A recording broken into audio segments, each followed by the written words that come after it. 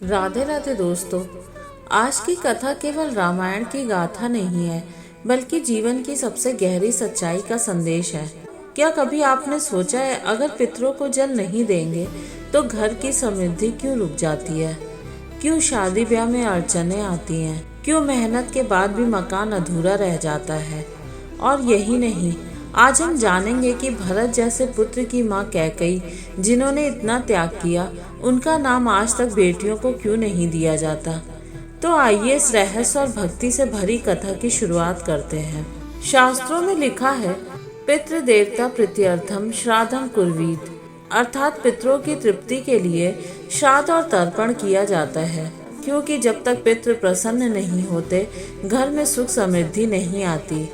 यदि पितरों को जल अर्पित नहीं किया जाता तो घर में बरकत नहीं होती, धन आता है लेकिन टिकता नहीं, बेटियों की शादी अटक जाती है और मकान अधूरा रह जाता है। इसलिए पितृपक्ष के दिनों में पितरों का स्मरण करना, उन्हें जल देना, ये केवल परंपरा नहीं बल्कि घर परिवार के कल्याण की बुनियाद है।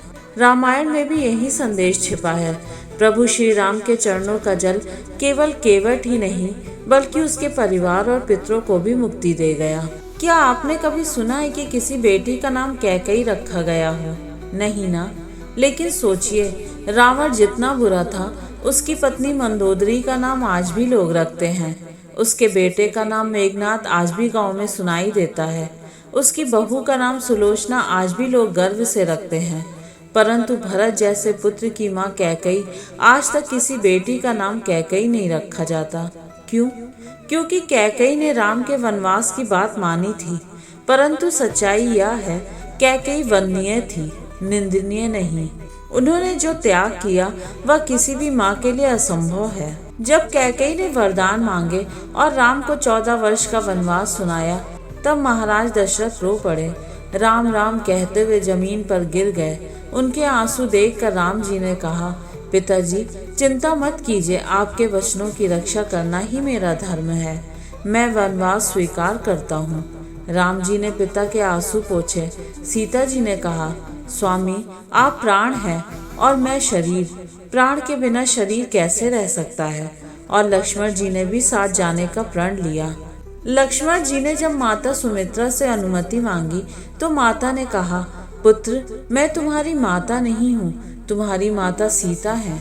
तुम्हारे पिता दशरथ नहीं, तुम्हारे पिता श्री राम हैं। जहाँ राम है वहीं अयोध्या है। क्या अद्भुत शिक्षा है। यही कारण है कि लक्ष्मण जी ने बिना सोचे अपने प्रभु संग वन में जाने का निश्चय किया। वन के मार्ग में जब राम जी श्रृंगवेरपुर पहुँचे तो केवट ने नाव चढ़ाने से मना कर दिया। उसने कहा, महाराज पहले अपने चरण धोइए, तभी मैं नाव पर बैठाऊंगा। मुझे मजदूरी नहीं चाहिए, बस चरणामृत चाहिए। क्योंकि केवट जानता था, इन चरणों का जल केवल मनुष्य को ही नहीं बल्कि उसके पितरों तक को तार देता है। इसलिए उसने चरण धूलि मांगी और कहा, मेरी मजदूरी यही है प्रभु। यह प्रसंग हमें सिखाता है कि कैसे केवट ने चरणामृत से अपने पितरों को तृप्त किया। वैसे ही हम सभी को पितृपक्ष में जल और तर्पण अवश्य करना चाहिए। तो दोस्तों, आज की कथा हमें 3 बड़ी बातें सिखाती है। पितरों का सम्मान आवश्यक है। अगर पितृ प्रसन्न है तो देवता भी प्रसन्न है और लक्ष्मी स्थायी होती है। घर की लक्ष्मी स्त्रियां ही घर का उद्धार या पतन तय करती हैं। कैकेयी, सुमित्रा और कौशल्या इसका प्रमाण है। भक्ति ही मुक्ति का मार्ग है। केवट ने मजदूरी नहीं, चरणामृत मांगा, यही सच्ची भक्ति है। अब आप ही बताइए, कैकेयी निंदनीय है या वंदनीय? और क्या पितरों को जल देना चाहिए या नहीं? अपने विचार कमेंट में जरूर लिखें। और ये कथा अगर आपके हृदय को छू गई हो तो इसे दूसरों तक पहुंचाइए और हमारे चैनल को सब्सक्राइब करना ना भूलिए। जय श्री राम।